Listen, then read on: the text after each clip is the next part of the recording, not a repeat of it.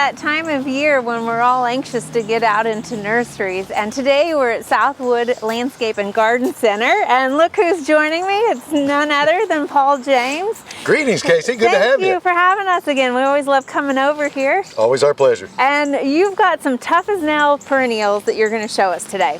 I do. And I love the plants, regardless of whether they're annuals, perennials, whatever. The ones that are tough as nails, a lot of people are looking for. Right. You don't have to mess with them too much. Topping the list among perennials has to be the daylilies. And perennials are ones that will come back year after year. Yes, yes. Bless their hearts, they come back. Most are very long-lived too. But holy cow, the daylilies, is there a more effortless plant on the planet? I don't think so. And they come in every color, it seems like. Mostly yellow today, but yeah, everything but the elusive blue. You know, if somebody finds that blue one, they're going to retire on their own private island. Well, that's any plant, really, right? That's going to be a big money maker. Plant them once, enjoy them for years and years to come. Yeah. One of the things I love, the way to use these, is in combination with daffodils. Mm-hmm. So you put your daffodils in, you get the spring bloom, and then you don't like looking at that ugly, fading daffodil foliage. The daylilies come on, cover it up, and give you that beautiful display. That's a perfect suggestion for a garden, you know? I mean, one of my favorite combos. Yeah, yeah. And so what are some other perennials that we could put with these daffodils? Oh, goodness. Take your pick. Should we get started? Well, I mean, not necessarily as a combination, but right here, you've got the Artemisia. Okay. That too is just one of those super rugged plants that, and of course, I'm always partial to things that maybe are a little bit gray.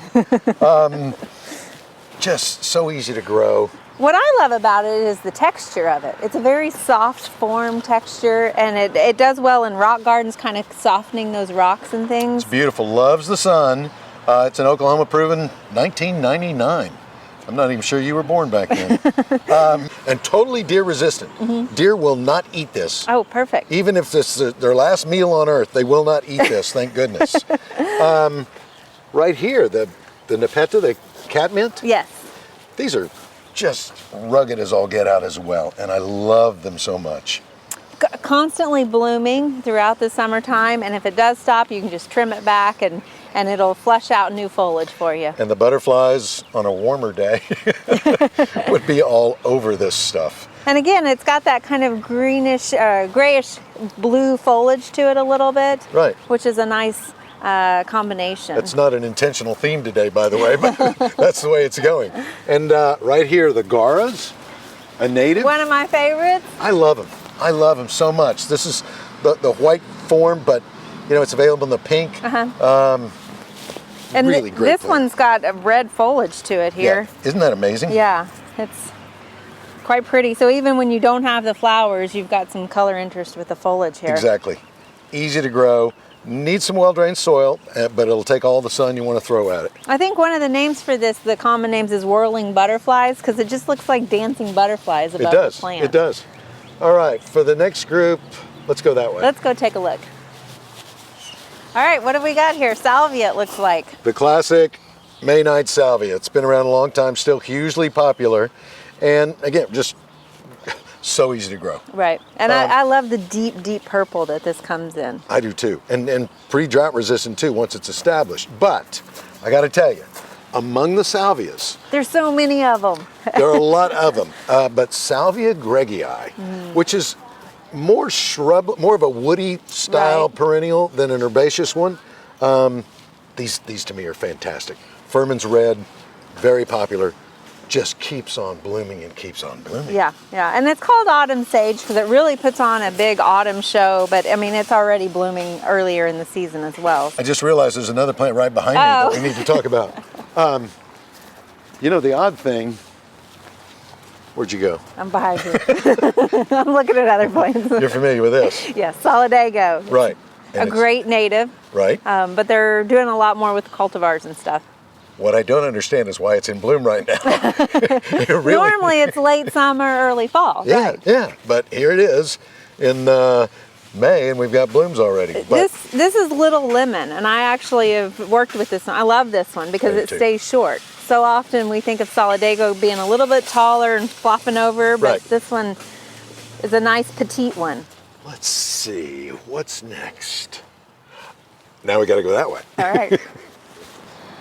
Casey, we couldn't talk about Tough as Nails perennials without mentioning the Rudbeckias. Yes. These black-eyed Susans are just such a classic perennial flower.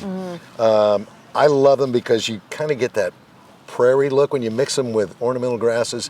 It's always been one of my favorite combinations. There you go. And they also come in a lot of different cultivars for different sizes, different heights. So you can get a lot of different look with the same plant. Yeah, they're really pretty. All right, what if we are a gardener who doesn't like to water in August? What do we do? You mean me? Then we look at the sedums. All right. I love these. They are so easy to care for, easy to plant, and they'll spread, but not to the point of being invasive in my mind. Right, and what I love is look at the color that you can get without flowers. Right, right. Color, which means it's going to be there all season long for you. Right. No deadheading, no watering. No. What else could you want in a plant? And you know, when they do flower, it's a short-lived flower, but they're quite pretty. Yeah, some of them have these yellow flowers. There are some taller sedums that have purple flowers to them. And a lot of people don't realize that these are hardy here. Absolutely. So they're going to come back every year for you. You might just kind of break off the dead early in the spring and it'll reflush with new growth. I love these. Love them. You know, the other succulents, the not so hardy succulents are hugely popular now. Right. But people forget that the perennial succulents, every bit as beautiful. Not quite as much variation in leaf size and shape and all that kind of stuff. Nevertheless, they're just awesome plants. Paul, as always, we enjoy coming out here, and thank you for sharing some of your Tough as Nail perennials with us. Sure, I love to do it. I'm a little nervous being on TV, but I'll get over it. It's just between you and me. Okay. We hope you enjoyed this video. It's part of our Oklahoma Gardening YouTube channel. You can also find even more videos on our OK Gardening Classics YouTube channel. And join us on social media for great gardening tips, photos, and discussion.